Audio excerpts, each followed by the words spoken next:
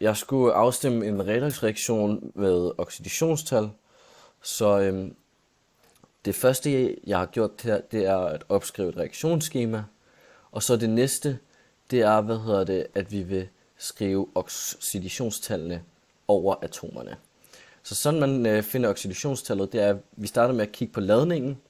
Ladningen på det her molekyle er minus, og minus er bare minus 1, så derfor ved vi, at oxidationstallet skal give minus 1. Og oxygen har et oxidationstal på minus 2, og dem har vi så 4 af, så det er minus 2 gange med 4, så det er minus 8.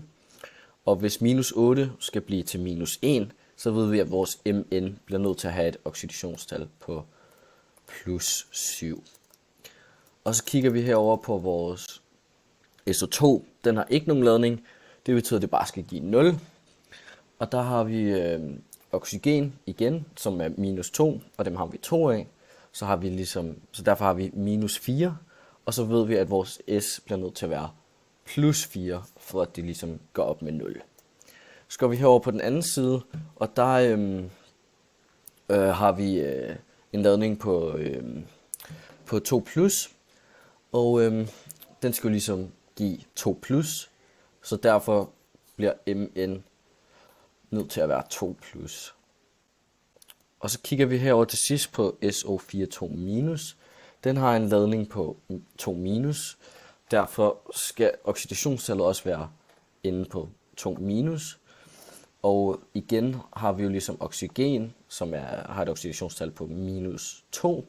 Og dem har vi så 4 af. Så for det minus 2 gange 4, så minus 8. Og vi skal have minus 2, så derfor skal vi plus med 6. Så nu har vi skrevet oxidationstallene op. Og nu skal vi finde ud af, hvad der oxideres og hvad der reduceres. Så her. Mn går jo fra plus 7 til plus 2. Så derfor reduceres det.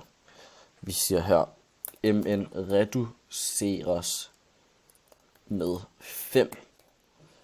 Fordi vi går fra 7 til 2. Og så kigger vi på vores S. Og S det går fra plus 4 til plus 6. Så S nu skal jeg lige stave her. Oxideres.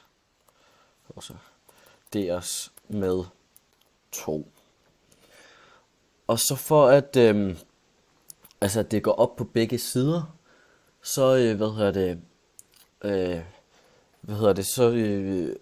sætter du fortegnene på kryds, som betyder at at du ender med at skrive 2 MnO4- og 5 SO2, og så gør du det samme herover, 2 Mn2+ og 5 SO4 2-. Yes. Så nu har vi ligesom fundet en fællesnævner. Og så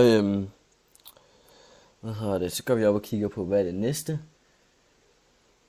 Her så har vi lige vi har fundet ud af, hvad der oxideres og reduceres.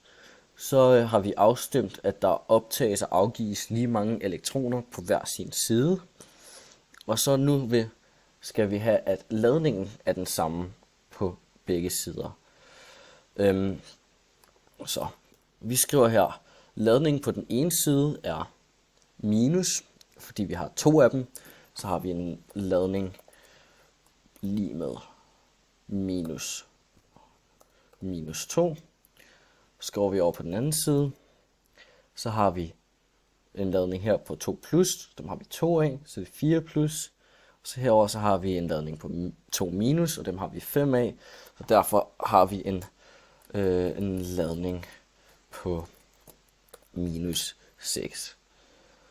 Og så for at det ligesom skal at ladningen skal kunne gå op på begge sider, så vil jeg så tilsætte nogle H+ herover. Så tilsætter jeg 4 H+,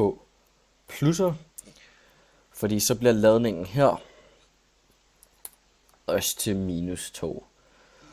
Men så har vi endnu et problem, at H og O også skal være det samme på begge sider. Og hvis vi kigger herover, så har vi 18 ord, mens herover der har vi 20 ord. Og herover der har vi 0 h'er, og herover der har vi 4 h'er.